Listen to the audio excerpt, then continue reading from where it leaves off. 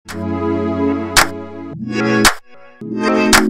tadi agak lama beli di situ. Udah, ya. Ada request nggak sih dari makanan? Tadi request. Nggak ada sih, dia nggak ada request apa-apa. Cuman memang dia suka sate Padang, akhirnya kita beli sate Padang. Bang, kabarnya Bang Amar suka puasa. Bang. Ya mungkin lagi diet kali. Mungkin lagi diet. Terus kenapa beli di sini? Nggak beli dari mungkin tempat biasanya dia makan? Oh, kalau kan ini lebih gampang, ini food court juga kan, maksudnya lebih cepat juga. Sekalian aja dari sini langsung beli kan, supaya nggak kemana-mana lagi gitu loh. Selain itu bawa apa lagi, Bang? Nggak ada bawa diri doang bang. Dua doang, Bang. Tapi baju dia atau gimana? Mungkin ada request di situ. Enggak ada. Karena kan kalau baju kan dia pakai baju dari tahanan kan. Jadi kalau baju sih nggak banget ya.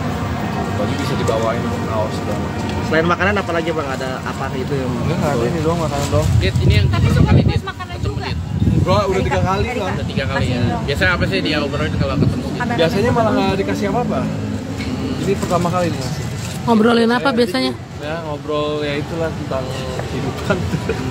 Suka nanyain apa sih kalau biasanya? masih terpukul nggak di sini? Ini belum saya cek lagi sih. Nanti mungkin setelah ini saya cek gimana kondisinya. Oh, lagi ada mobil. Ya, masuk dulu ya, masuk dulu aja deh,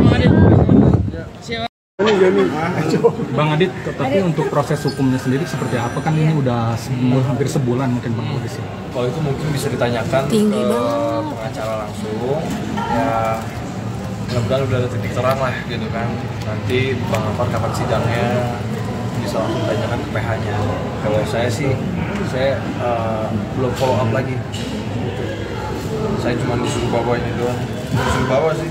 Saya datang ke sini karena kan udah lama kan nggak datang ke sini. Terus pasca bapak meninggal, jadi emang dia butuh support. Jadi saya datang ke sini bawain ini makanan. Gitu. Kalau untuk baju-baju udah ada ini nggak sih? Baju-baju, yang tadi saya bilang sih kalau baju kan udah disiapin di sana, gitu kan. Kalau misalnya baju-baju kaos, ya tinggal bisa dibeli, gampang sih. Gitu. Ntar aku kondisi anak-anak juga nggak sih ke Amar? Apa itu mungkin? Ya mungkin nanti dikasih waktu untuk video call lah ya sama anak-anak. Tapi saya kan belum masuk nih ke dalam nih, jadi saya nggak tahu juga gitu. Tapi sampai sejauh ini mungkin sering nggak sih Amar mungkin dikasih waktu untuk video call sama anak-anak? Nah itu sih yang harus saya tanyakan lagi lah sama Bang Amar nanti ya di atas. Ini yang berapa, Bang? Apa? Yang berapa? Ini yang ketiga dari yang pertama, terus ini yang ketiga nih.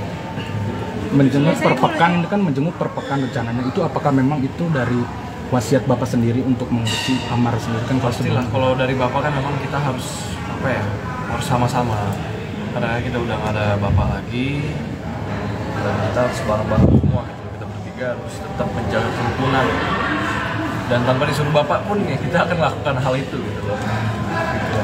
Bang, ini kan udah 3 kali jenguk ya. Biasanya apa aja yang dicurhatin sama Amar, Bang? Ya pasti tentang anak-anak ya terutama ya. Kalau Bang Amar sekarang mungkin udah nggak terlalu peduli sama diri sendiri. Dia lebih ke anak-anak, gitu kan. Tanya keadaan amalan, ada yang tanya kabar air gimana.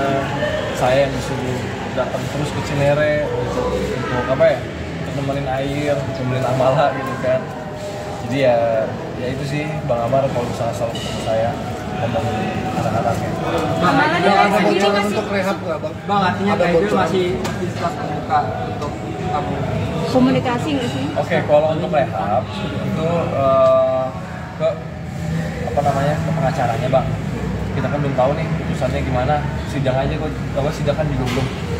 Jadi ya mungkin kita nunggu dari pengacaranya. Terus kalau tadi ya tentulah Kak Ibel pasti menerima kita dengan baik karena kan saya Kak Ibel tuh nggak ada masalah. Kita masih chat-chatan, terus kita masih ketemu juga. Saya sama Kak Ibel, keluarga saya nggak ada masalah apa-apa. Yang masalah Bang Amar sama Kak Ibel itu tidak mengurangi sedikit pun hubungan kita sama keluarganya Kak Ibel. Gitu. Bang, ada curhatan nggak sih Bang? ada curhatan mungkin awal bulan nih mau putusan Bang? Ya mudah-mudahan lah putusan apa ini yang di putusan. Ya mudah-mudahan itu yang terbaik ya kan. Kalau di sini saya sebagai adik sih mendukung aja, mensupport apapun putusannya. Kalau memang yang sudah keluar ya itu yang terbaik. Udah siap jadi sudah ya Bang? Berarti Siapa Bang Amar? Amar. Waduh, tanyakan sama dia lah. Kalau saya mah yang terbaik aja lah pokoknya. Bang, kalau ketemu Ibel sempet ajak Ibel jenguk atau gimana sih? Ada komunikasi? Ada komunikasi nggak Pak? Saya belum berani lah ngomong gitu kan. Karena terlalu sensitif itu menurut saya. Jadi pastilah saya cuma ngasih tahu kabar Bang Amar seperti ini gitu. Amala sama sendiri suka nanyain papanya nggak sih? Nyari? Karena saya nggak pernah di sana, Mbak. Saya jarang ke sana juga. Jadi saya nggak tahu. Cuman pasti lah seorang anak nanya ayahnya terus gimana. Cuman itu kan Kaibel yang tahu, Kaibel yang ngerti gimana caranya ngadepin air ketika nanya. Tiap video call sama anak-anak, Bang Amarnya sendiri nangis nggak sih? Kapan ya? Belum tahu. Lupa enggak? Sudah. Nggak tahu karena kan saya kan baru 3 kali kesini ya Mbak ya, jadi memang belum tahu update-nya gimana Bang Amar udah video call atau belum sama Amala sama Air. Cuman bisa saya tanyakan gitu ya. Oke. Jadi boleh masuk dulu. Masih kayak dulu lihat dari perjuangan perjuangan hidupnya yang diugat cerai sama Ibel terus di penjara terus ditinggal pergi sama ayah, melihat sebagai seorang adik perjuangan hidup Amar seperti apa sebagai seorang adik? Ya ini jalan hidup atau skenario yang ada di hidupnya Bang Amar lah. Ya mudah-mudahan dengan adanya musibah-musibah ini mudah-mudahan menjadikan Bang Amar personal yang lebih baik lagi, menjadikan Bang Amar orang-orang yang betul sadar akan kesalahan-kesalahannya, menjadikan Bang Amar orang yang betul-betul apa ya, inilah betul-betul jadi orang baik lah seutuhnya. Dia orang baik, cuman kehalang sama kenakalan dia, suka pakai benda-benda selalang itu. Jadi menurut saya mudah-mudahan dengan adanya musibah seperti ini Bang Amar bisa lebih baik lagi. Ya tadi Bang Amar kelihatan lebih segar ya. Memang matanya masih agak bengak. Bengap. Ya bengkak itu salah. Itu matanya agak-agak bengkak gitu. Mungkin karena nangis terus kali ya. Tapi tadi cuman kita ngobrol-ngobrol, main panjang, ngobrolin tentang bapak juga, tentang kita bertiga harus menjaga lagi keharmonisan, kerukunan, terus kita diingatkan lah sholat terus lah kan gitulah, doain ke bapak. Itu sih tadi pembicaraan sama Bang Amar. Tapi masih salah juga masih. Oh ya pastilah, kesel banget lah Bang Amar di situ kan kelihatan banget dari matanya ya. Dari apa yang dia alamin berat banget, dan dia juga cerita ya mungkin ini jalan hidup gua, kehilangan bapak, kehilangan istri mungkin nanti, dan setelah dari sini hidupnya nggak akan sama lagi. Jadi ini memang perjuangan yang sangat berat buat Bang Amar, dan di sini saya pun ya, sebagai adik kan agak iba lah ya, iba juga gitu loh. Gimana pun juga dari kecilnya kan dia sama saya tahu dia kecil gimana. Dan situ saya menguatkan kalau oke, bapak udah nggak ada, cuman di sini masih ada kita, masih ada saya, masih ada Panji. Jadi gimana caranya kita tuh harus benar-benar saling support, terutama sekarang Bang Amar ya, Bang Amar yang lagi kena musibah yang cukup berat. Jadi memang kita berdua harus support Bang Amar gitu. Kondisi badannya kurusan Bang Adit? Enggak, belum kurusan, gemuk Bang Amar mah. Video call bagus dong, sehat ya. Video call sama anak jadi nggak? Nanti ada waktunya. Kalau misalkan video call, pegang HP kan ada waktunya. Nanti mungkin dia akan video call. Cuman belum ngomong situ. Tadi sempat diizinin atau gimana sih nggak jadi video call-nya, kenapa? Karena ada kita kan. Kalau misalkan kita nggak bisa jenguk, digantinya pakai video call. Gitu. Diganti pakai video call. Kalau kita nggak bisa jenguk, ya udah. Tadi karena kita jenguk, berarti dia nggak bisa dapat kesempatan untuk video call hari ini. Gitu, mungkin besok. Dan tadi Bang Amar pas dibawain makan mungkin seperti apa ya ekspresinya tadi? Lahap banget. Oh lahap banget ya, lahap banget. Senang banget ya sama sate Padang. Udah lama nggak makan ini katanya. Biasanya cuman ya gitu-gitu doang. Ini sate Padang kan suka dia. Gitu. Nangisnya tadi Dit? Nangis sih enggak. Cuman matanya aja yang bengkak. Tapi ya nangis. Tapi pas pada saat saya ketemu sama Bang Amar nggak nangis. Nggak nangis. Cerita nggak yang ditangisin apa? Ya bapak lah pasti lah. Apa sih yang Bang Amar tetap tegar, ada di Dia lebih mendekatkan diri sama Tuhan ya, Mbak ya. Jadi memang dia bilang sama saya kalau misalkan saya nggak sholat di sini, saya nggak ngaji di sini, saya mungkin bisa gila, kata Bang Amar. Dan alhamdulillah saya di sini saya ngaji terus, sholat terus, dan akhirnya saya ya nggak sampai gila juga gitu loh. Kalau misalkan mungkin nggak ada itu mungkin gila katanya. Jadi artinya Amar menerima apa yang akan terjadi nanti, keputusan dari hakim sidang cerai itu? Kayaknya sudah ya, kelihatan dari matanya, dari ekspresinya sudah. Dit melihat perubahan Sudah yang baik. Amar yang lebih religius, melihatnya seperti apa, Dit? Ya luar biasa banget sih, patut diapresiasi lah. Dari Bang Amar memang udah beda banget sama yang dulu kan. Sekarang kumisnya tebel banget kan. Saya lihat tadi ya agak gemuk juga badannya. Terus ya bicaranya sih udah itu terus mengingatkan sholat terus kan. Jadi kan bagus. Tapi apa yang disampaikan tadi sama Bang Amar terkait perceraiannya? Enggak sih, enggak banyak ngomongan itu ya Bang ya. Kita banyaknya ngomong bapak aja sih sebetulnya. Tapi kalau misalkan saya bisa menilai dari kacamata saya, mungkin Bang Amar sudah ikhlas, sudah pasang. Bang Adit, dia ada info betul itu ini antara Bang Adit juga Bang Amar juga yang dikasih sama Allah itu mungkin seperti apa sih menghadapinya Bang Adit? Ya, apapun itu kan harus dihadapi nih Bang ya. Karena kan memang di kehidupan itu kita nggak selalu di atas, pasti ada selalu di titik, pasti kita akan merasakan di titik yang paling rendah. Dan saat ini, ya kita di titik yang paling rendah, gitu kan. Kita diuji lah, supaya apa? Supaya menyiapkan nanti kita supaya lebih baik lagi. Jadi orang yang lebih baik lagi, pribadi yang lebih baik lagi, gitu. Tapi kan istri sendiri kan karena kita merasa terpilih istri saat dia dampingi ayah di sisi itu seperti apa sih? Jadi Yasmin waktu itu pas tahu bapak meninggal, kan langsung saya kabarin tuh jam 8 malam kan bapak meninggal. Saya kabarin jam 8 malam Yasmin. Detik itu pun langsung mau ke Indonesia sama Zen. Tapi posisinya Zen lagi sakit. Ya kan? Posisinya Zen lagi sakit, saya nggak tega dong.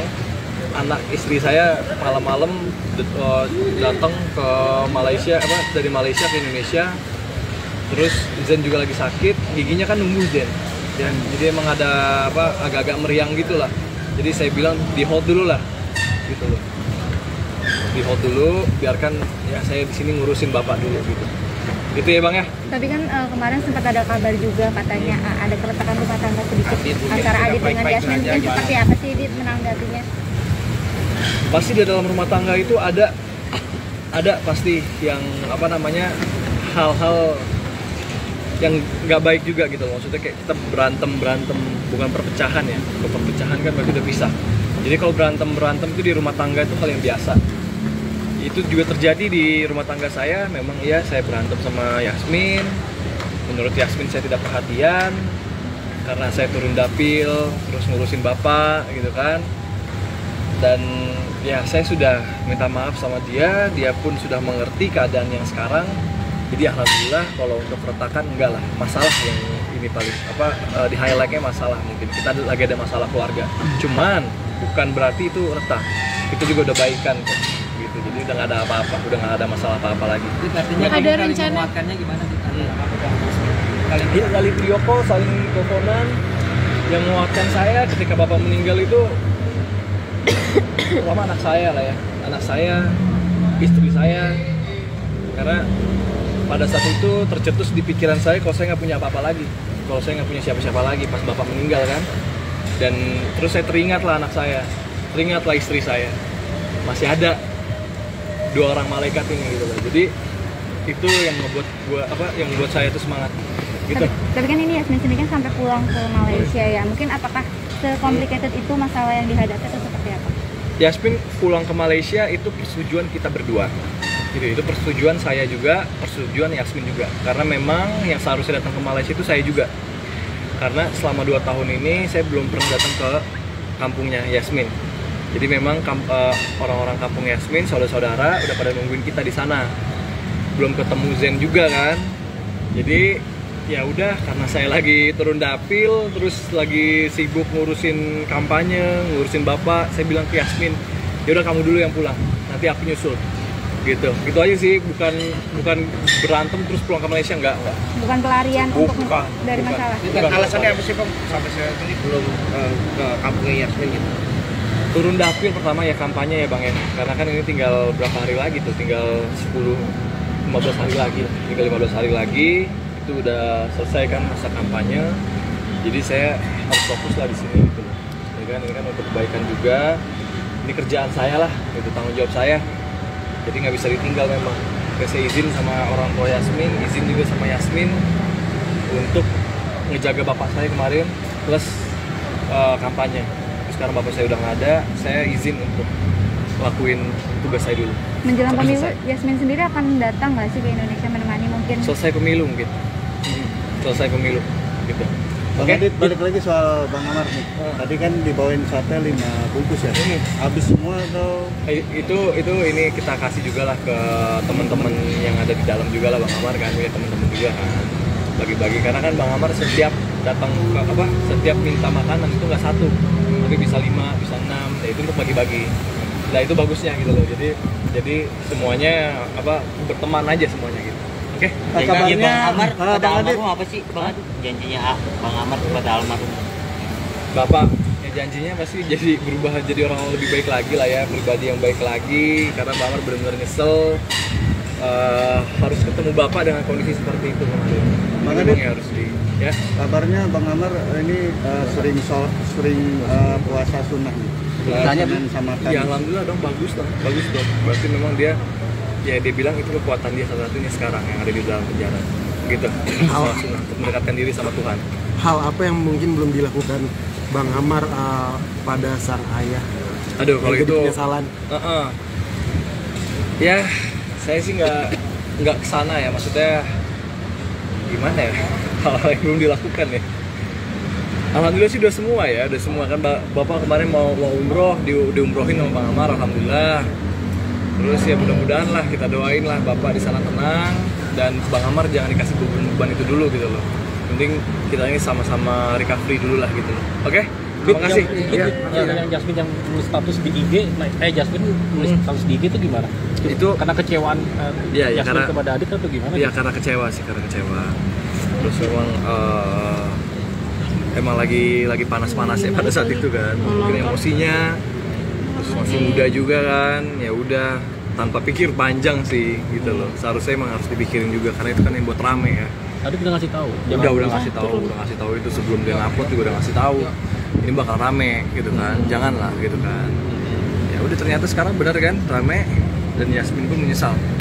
Terkait yang nggak bertanggung jawab itu mungkin apa sih yang diminta Jasmine terkait perhatian ada waktu lah untuk Yasmin untuk izin.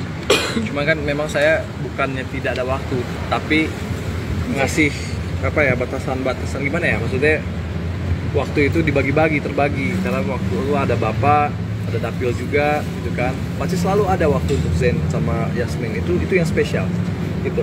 Oke Bang ya. Kalau seandainya Yasmin ke sana mungkin minta tanggapan dari orang tua karena merasa tidak nyaman dan tidak bahagia dengan Adit dan minta berpisah, gimana menurut Adit sendiri? Ya dibicarakan lagi lah, karena kan kita memang menikah pun persetujuan berdua. Jadi kalau memang ada masalah-masalah seperti itu harus dibicarakan dulu berdua gitu. Karena ini panjang jangkanya, karena kita udah punya anak juga. Jadi harus saling mengerti, cinta itu bukan sebatas cinta-cintaan aja, tapi adalah tanggung jawab lah gitu loh, tanggung jawab gitu. Apakah Yasmin masih muda nih Dit, makanya belum siap mungkin untuk membina rumah tangga? Waduh, panjang banget ini kemana-mana. Enggak. Saya juga masih muda kok. Ya kan banyak juga yang di luar juga masih muda juga. Mungkin ada yang nikah muda juga, pernah mengalami hal-hal seperti ini gitu, hal receh sebetulnya. Yang ya pastilah selalu kita belajar terus sebagai pasangan muda untuk saling menilai, untuk saling memperbaiki, untuk saling menutupi kekurangan pasangannya gitu. Jadi itu sih jawabannya. Makasih Bang. Udah. Oke. Terima kasih sudah menonton video ini. Jangan lupa subscribe dan aktifkan lonceng notifikasi supaya kamu nggak ketinggalan video terbaru dari Grid.